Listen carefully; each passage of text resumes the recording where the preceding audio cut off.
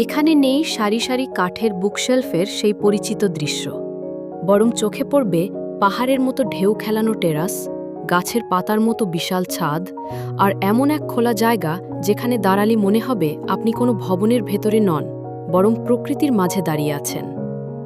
যখন দুনিয়া জুড়ে মানুষের বই পড়ার অভ্যাস কমছে, তখন মানুষকে বইয়ের প্রেমে ফেরাতে চীন তৈরি করেছে এক অবিশ্বাস্য library, Beijing sub centre library. চীনের রাজধানী বেইজিংয়ের টংজো জেলায় অবস্থিত প্রায় ৭৫,০০০ বর্গমিটারের এই বিশাল লাইব্রেরিটি ডিজাইন করেছে নরওয়ের বিখ্যাত স্থাপত্য প্রতিষ্ঠান স্নোহেট্টা। প্রায় ৮০ লাখ বইয়ের সংগ্রহে সমৃদ্ধ এ লাইব্রেরিটি। স্থপতিদের চ্যালেঞ্জ ছিল, এ লাইব্রেরি এমন একটি জায়গা হবে যেখানে মানুষ সময় কাটাতে চাইবে, বন্ধুদের সঙ্গে আলোচনা করবে, নতুন কিছু শিখবে, নিজেদের কাজ করবে, আর সবচেয়ে বড় কথা, আবার বইয়ের প্রেমে পড়বে। লাইব্রেরির ভেতরে ঢুকলেই চোখে পড়ে বিশাল একটি খোলা জায়গা। প্রায় ১৬ মিটার উঁচু এই স্পেসটিকে বলা হয় দ্য ভ্যালি বা পাহাড়ি উপত্যকা। চারপাশের ধাপগুলো দেখতে পাহাড়ি ঢালের মতো। কেউ সেখানে বসে বই পড়ছে, কেউ ল্যাপটপে কাজ করছে, আবার কেউ শুধু বসে বিশ্রাম নিচ্ছে। এটা যেন একই সঙ্গে একটি লাইব্রেরি, পার্ক এবং পাবলিক স্কয়ার। এরপর চোখ চলে যায় ছাদের দিকে। প্রথম দেখায় মনে হতে পারে এটি কোনো বিশাল ভাস্কর্য।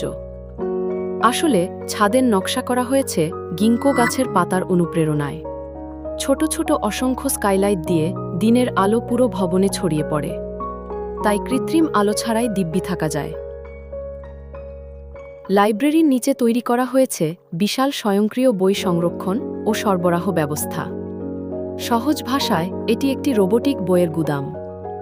প্রথমে আপনি কম্পিউটার থেকে বইয়ের নাম খুঁজবেন, এরপর রোবট কয়েক মিনিটের মধ্যেই সেই বই আপনার কাছে পৌঁছে দেবে।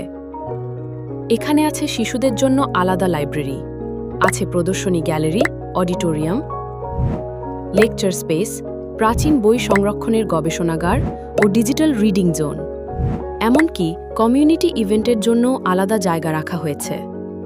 কিন্তু সবচেয়ে গুরুত্বপূর্ণ প্রশ্ন হল, এসব কি সত্যিই মানুষকে আবার বইয়ের কাছে ফিরিয়ে আনতে পারে? স্থপতিরা মনে করেন মানুষ এখন শুধু বই ধার নিতে আসে না, সে আসে একটি অভিজ্ঞতার জন্য, একটি সুন্দর পরিবেশের জন্য, শান্তিতে বসে ভাববার জন্য, বন্ধুদের সঙ্গে শেখার জন্য।